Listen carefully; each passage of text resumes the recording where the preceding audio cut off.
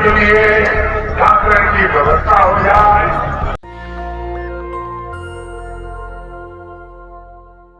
स्वागत है आपका नेशन दस्तक में। मैं हूं आपके साथ फरीन सैफी। जैसे जैसे चुनाव के परिणाम की तारीख नजदीक आती जा रही है, भारतीय जनता पार्टी की सच्चाई सामने आ रही है। उनकी खूब फजीहत हो रही है। लोग उनके नेताओं को दौड़ा रहे हैं, भगा रहे हैं, अपने इलाकों में आने नहीं दे रहे।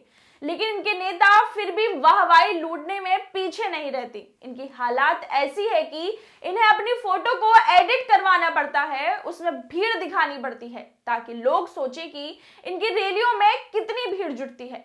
लेकिन जनता उन्हें इनकी सच्चाई दिखा रही है। ये जहां सभा करते हैं वहां भीड़ ही नहीं आती। कुछ एक दो लोग नजर आते हैं जिससे इन्हें अपनी सभाएं रद्द करनी पड़ती हैं। प्रधानमंत्री मोदी बनारस में एक सभा को संबोधित करने गए थे, लेकिन वहां पर भीड़ ही नहीं आई। चारों तरफ खाली कुर्सियां पड़ी हैं। चुनाव अपने आखिरी पड़ाव पर है। प्रदेश में सिर्फ 2 चरण बचे हैं और ऐसे में बीजेपी की ऐसी हालत खुद में बहुत कुछ बयां करती है। देश में प्रधानमंत्री जब अपनी रैली में भीड़ नहीं जुटा पा रहे तो बाकी नेताओं की हालत क्या होगी, आप सोच सकते हैं। वो खुद को बोलते हैं कि मैं मां गंगा का बेटा हूं, मां गंगा ने बुलाया है, लेकिन उसी बनारस की जनता ने उनकी ये हालत कर दी है कि उनकी सभाओं में भीड़ ही नहीं आई। अब आपको एक वीडियो दिखाते हैं जो प्रधानमंत्री की रैली की पोल खोलकर रख देगा कि किस तरह से ये लंबा चौड़ा भाषण तो देते हैं, अपनी वाहवाही करते हैं, लेकिन अपनी रैली में भीड़ ही नहीं जुटा पाए। पहले आप ये वीडियो देखिए। मतदान के लिए जागरण की व्यवस्था हो जाए। किस तरह से कुर्सियां खाली पड़ी हैं, उन पर बैठने वाला कोई नहीं है। ये हालात है प्रधानमंत्री की सभाओं की, जहां पर भीड़ ही नहीं आती। लोग उनके भाषणों को सुनना ही नहीं चाहते, लेकिन उनकी मजबूरी है सभाएं करना। बनारस तो बीजेपी का गढ़ रहा है, प्रधानमंत्री का लोकसभा क्षेत्र भी है और यहाँ के इलाके तो बीजेपी के बहुल संख्या वाले हैं।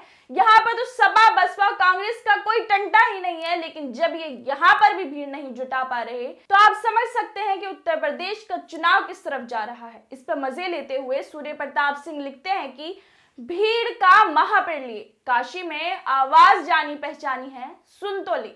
लेकिन हकीकत यह है कि प्रधानमंत्री जी को कोई भी सुनने को तैयार नहीं है।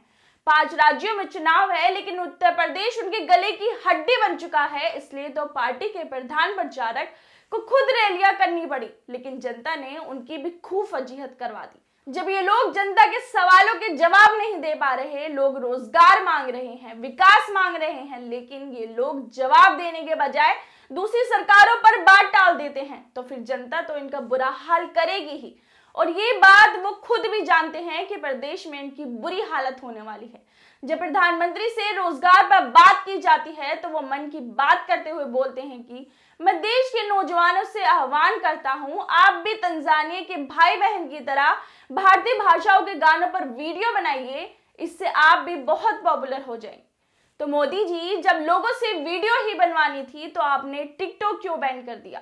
कभी बोला जाता है कि पकोड़े बेचो, कभी उपले मनाओ, लेकिन देश का युवा, देश के लोग रोजगार चाहते हैं, विकास चाहते हैं, लेकिन इन सब चीजों में ये सब नाकाम हो गए हैं। इसलिए अब जनता ने भी इन्हें सबक सिखाने का सोच लिया है, जो कि चुनावों में दिख भी रहा है। तो आप देख सकते हैं कि उत्तर प्रदेश में इनकी हालत क्या होने वाली है। अभी से ही लोग इनको परिणाम दिखाने लगे हैं। मोदी जी की एक और तस्वीर वायरल हो रही है जिसमें वो टेलीप्रॉम्प्टर के सामने खड़े हैं और अपना भाषण पढ़ रहे हैं। ये हालत हो गई है बीजेपी की, क्योंकि उनके प्रधान सेवक योगी जी के काम खुद नहीं गिनवा पाए, इसलिए सामने टेलीप्रॉम्प्टर रखा हुआ है। इस पर आइए सूर्य प्रताप लिखते हैं कि कुछ दिख रहा है क्या? टेलीप्रॉम्प्टर बाबा काशी में।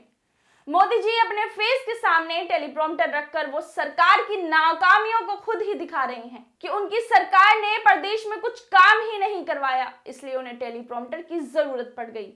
तो आप देख सकते हैं बीजेपी की हालात क्या से क्या हो गई है। उनकी रैलियों में भीड़ नहीं जुट रही, जगह जगह फजीहत हो रही है, जनता उन्हें भगा रही है, लेकिन फिर भी ये लोग सुधरने के लिए तैयार नहीं है। आपकी इस वीडियो पे क्या राय है, हमें कमेंट करके जरूर बताएं। बाकी खबरों के लिए देखते रहिए नेशन दस्तक। नेशनल दस्तक की आपसे गुजारिश है कि अगर इसको बचाना चाहते हैं तो नेशनल दस्तक को सब्सक्राइब करने के लिए रेड कलर के सब्सक्राइब बटन को दबाएं, फिर बेल आइकन की घंटी दबाएं, नेशनल दस्तक को बचाने के लिए बहुत जरूरी है कि हर खबर को शेयर करें, लाइक करें, कमेंट जरूर करें।